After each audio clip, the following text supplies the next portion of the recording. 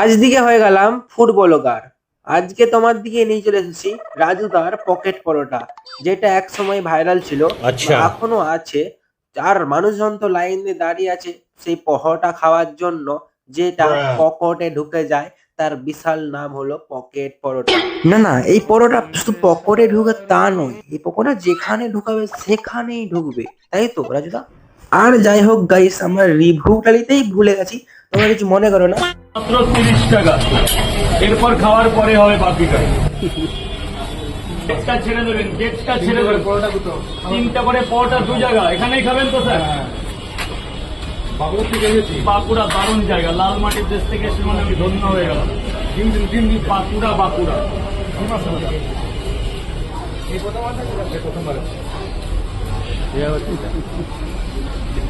আমরা তো এখনো সামনে জ্ঞান দিয়ে দেয়।